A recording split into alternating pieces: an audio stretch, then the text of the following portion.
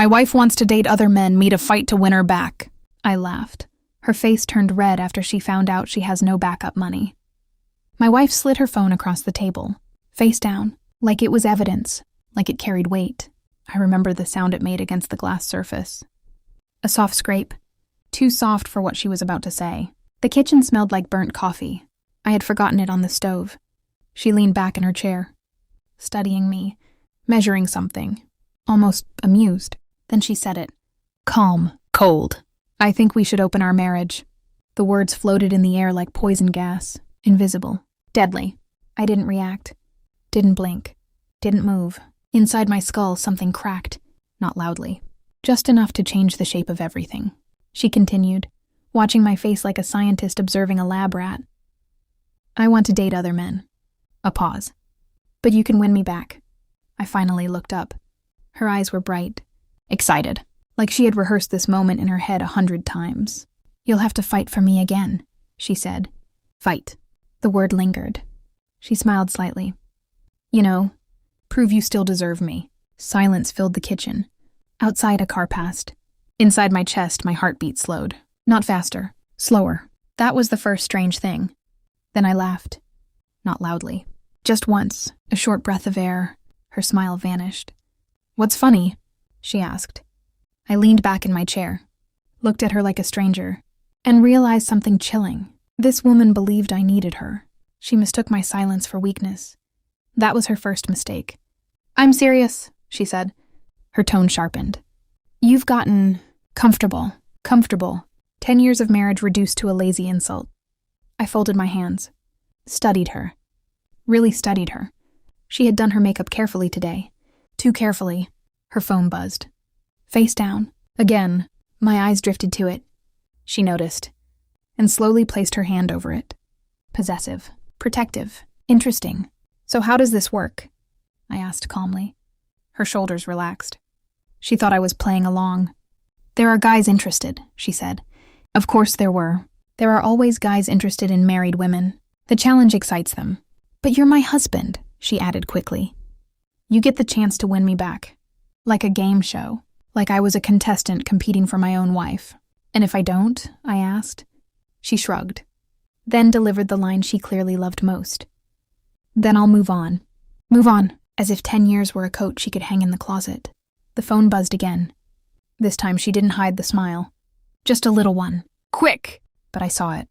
And suddenly pieces began sliding into place. The late nights. The gym obsession. The new dresses. The sudden confidence. This conversation wasn't a proposal. It was a victory lap. She believed she had options. Backup plans. Men waiting in line. I nodded slowly. All right, I said. Her eyes widened. You're okay with it? I shrugged. Why wouldn't I be? She blinked. Confused. I stood up and turned off the stove. The burnt coffee smell faded. Behind me, she watched carefully. Suspicious now. What are you thinking? She asked. I looked over my shoulder and smiled. Just realizing, I said quietly, how interesting tonight might become. I didn't argue. I didn't beg. I didn't rage. That disappointed her. She wanted emotion, drama, desperation, but I gave her none. For the next 2 weeks, I behaved normally. Calm, polite, predictable. She began going out more often. Dinner with friends, late meetings, gym sessions. I never questioned it. Instead, I watched. Patterns reveal everything. Every Tuesday, every Friday. Same perfume, different dresses, and always the same small smile before leaving. Like she was about to collect a reward. One night she forgot something. Her laptop. Open. Unlocked. I didn't rush. People who panic make mistakes. I made tea first. Sat down slowly. Then looked. Messages. Dozens. 3 men stood out. One was charming. One was desperate. One was wealthy. She had options. Backup plans. Or at least she believed she did. But something else caught my attention. Money. Conversations about travel. Luxury apartments. Future plans. She wasn't just flirting. She was preparing exits. Carefully. Strategically. But not carefully enough. Over the next week, I learned everything. Who they were. What they did. What they believed. And most importantly, what they didn't know. They thought she was separated. Unhappy. Trapped. A classic story. Men love rescuing women from imaginary prisons. One Friday, she came home late, smelling like expensive cologne. She sat across from me and watched, waiting for jealousy, for anger. Instead, I asked a simple question. "Having fun?" She smiled. Yes, that smile again, the one that assumed she held the power. But something interesting had happened. While she was exploring her options, I was exploring reality, bank statements, investments, legal documents, every account, every asset, everything. And one night, I realized something beautiful. She had made a very dangerous assumption. She believed she had backup money. The confirmation came on a quiet Monday morning. A message from our accountant. Short, precise, cold. Exactly how I like information. Every account, every investment, every property, legally structured exactly the way I remembered. One signature required for withdrawal, mine. She had access to spending cards. Not ownership, convenience, not control. 10 years ago, when we started building our life, I handled the finances. She trusted me, trusted blindly. Now she believed those resources belonged to her. I printed the documents, placed them neatly in a folder, then waited. That evening, she returned home glowing. Dinner date energy. She dropped her purse on the table. "Big night?" I asked. She smirked. "You could say that?" Then she said something interesting. "I might travel soon." "Travel? With who?" I asked. She laughed. "That depends who wins." "Wins." I slid the folder across the table. Just like she had slid her phone weeks ago. Face down. Evidence. She frowned. "What's this?" "Open it." She did. Page 1. Her smile faded. Page 2. Her eyes widened. Page 3. Silence. She looked up slowly, confused. "This can't be right." "It is," I said calmly. Her voice trembled. "These accounts, they're mine." The word landed like a hammer. "But we're married." "Yes." Her breathing quickened. "You mean I can't access any of this?" I tilted my head slightly. "You never could." Her face turned pale, like blood was draining from it.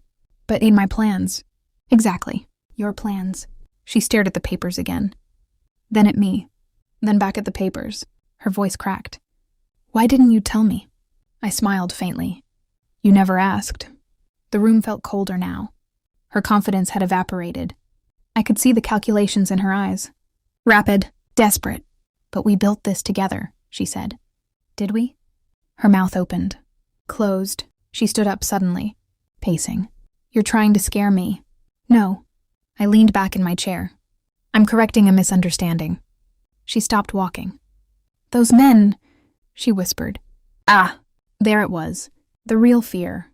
"They think you're independent," I said softly. "They think you're leaving a wealthy husband." Her eyes widened. "How do you know about them?" I ignored the question. "Imagine their reaction," I continued, "when they learn you're not bringing any of that life with you." Her hands trembled slightly. They wouldn't care. Maybe. A pause. Or maybe they were investing in an upgrade. Her face flushed red. Anger now. Humiliation. "You're manipulating this." I shook my head slowly. "No, I'm simply not competing." That sentence broke something. "You were supposed to fight for me." She snapped. "Fight." The word again. I laughed softly. "You thought this was a contest?" Silence filled the room. Heavy, uncomfortable. Then I delivered the final piece. "Also, I spoke to a lawyer." Her head snapped up. "What?" "In case you decide to continue your dating experiment." Her breathing stopped. "And?" she asked cautiously. I stood. "Collected the folder. Then you'll be dating them as a divorced woman." A long pause. "And without the house." Her lips trembled. "You wouldn't." I looked at her for a long moment. Really looked. And realized something simple. She had already left the marriage. She just expected to keep the rewards. "No," I said quietly. "I wouldn't." Then I walked past her, toward the bedroom, leaving her alone with the documents and the silence. That night I slept well. Strangely well. The house was quiet. Too quiet. She didn't come to bed. Probably sitting in the kitchen, reading the documents again, searching for loopholes. There were none. Morning arrived slowly. Sunlight across the floor. When I entered the kitchen, she was still there. Eyes red, face pale. The confident woman from 2 weeks ago was gone. Are you leaving me? She asked. Her voice was small, fragile. I poured coffee, took a sip, thought about the question carefully, then answered honestly. You already left. Tears formed in her eyes. You could still fight for me, she whispered. Fight. The word sounded pathetic now. I picked up my keys, walked toward the door, and paused. Not out of hesitation, out of clarity. For the first time in years, everything felt simple. I looked back at her one last time. You wanted options, I said calmly. The door opened. Cool morning air. And now you have them. I stepped outside, closed the door behind me, and realized something quietly satisfying. She thought she was replacing me. But the truth was much simpler. She had just removed herself from the only life she could afford.